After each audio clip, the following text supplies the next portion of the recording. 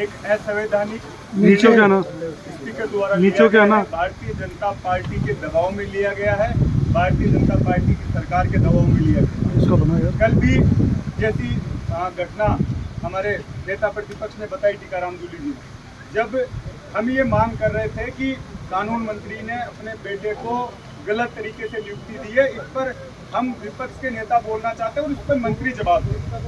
तो स्पीकर ने कहा आप अपनी सीट पे जाइए और मैं आपको व्यवस्था दे रहा हूँ। जैसे हम लोग सीट पे आए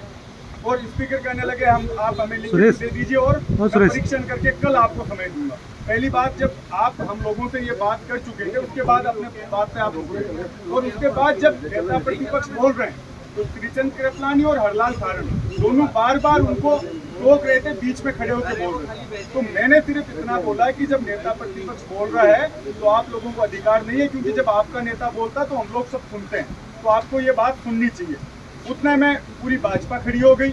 और स्पीकर साहब को पता नहीं पहले से ये तय करके आए थे, क्योंकि उन्होंने पहले भी 2-3 बार यूँ कह दिया कि आप शांति से बैठ जाइए, क्योंकि भाजपा के मंत्री जवाब दे नहीं पा रहे। विधानसभा में पूरी तरह से भाजपा सरकार फेल हो रही है, उसको बचाव कैसे किया जाए, इसको लेकर पूरी जिम्मेदारी स्पीकर ने अपने ऊपर ले रखी है। पहले से बार बार ये कहते विश्वविद्यालय से आए हुए छात्र नेता तुम सुधर जाओ, तुम्हें सस्पेंड कर दूंगा, और जिस तरीके से बिना वोटिंग और जिस जल्दबाजी में कल सस्पेंशन हुआ,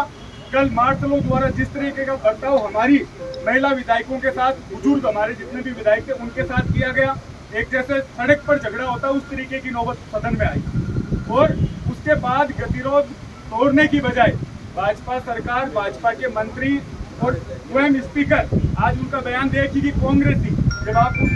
पद पर हो तो आपका ये दायित्व बनता है कि पक्ष और विपक्ष आप भाषा का उपयोग करें। कांग्रेसी ये इस तरीके की भाषा बोल रहे हैं, तो ये जितनी भी चीजें घटी, और उसके बाद आज वापस से वो सुबह मुख्यमंत्री जी 10 बजे सदन में आते हैं, विधायक दल की मीटिंग लेते हैं, और ये चाहते थे कि हम खड़े होकर माफी मांगे, मैं उठ के बाहर आ जाऊं। लेकिन कांग्रेस पार्टी, हमारे नेता टीकाराम जूली जी, सीएलपी लीडर, सबने जिस मजबूती के साथ संविधान की रक्षा के लिए और इन भाजपा के लोगों को ये मैसेज देने के लिए जिस तरीके से रात भर सदन में डटे रहे, वो इनसे सहन नहीं हुआ। और फोक लाइट में आज भी आप पूरी प्रोसीडिंग देखेंगे, वीडियो देखेंगे, जब कोई भी प्रस्ताव आता है तो पहले स्पीकर है वो वोटिंग करवाता है, उसके बाद सस्पेंशन होता है। उन्होंने जिस जल्दबाजी में किया, असंवैधानिक तरीके से किया, पूरी पार्टी जिस तरीके से एकजुट है, आगे के आंदोलन के लिए हम रणनीति बनाएंगे, पूरे सीनियर नेताओं के साथ बैठकर किस तरीके से असंवैधानिक निर्णय लिया है, इसके खिलाफ क्या कर सकते हैं, उस पर हम लोग रणनीति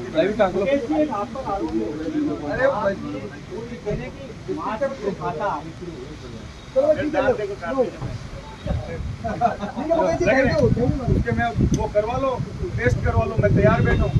खुद ही काट के। ये तो बातें बनानी है। उनके लोगों ने जो हमारी महिला विधायकों के साथ बदतमीजी की, उनका कुछ नहीं है।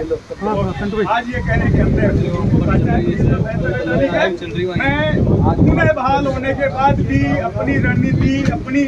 स्टाइल नहीं बदलूंगा। जवाब सदन में भाजपा को देना पड़ेगा, चाहे परमानेंट मेरी सदस्यता ये निलंबित कर दे, लेकिन जिस रवैये से ये सदन चलाना चाहते हैं उसके खिलाफ मैं हमेशा खड़ा रहूंगा।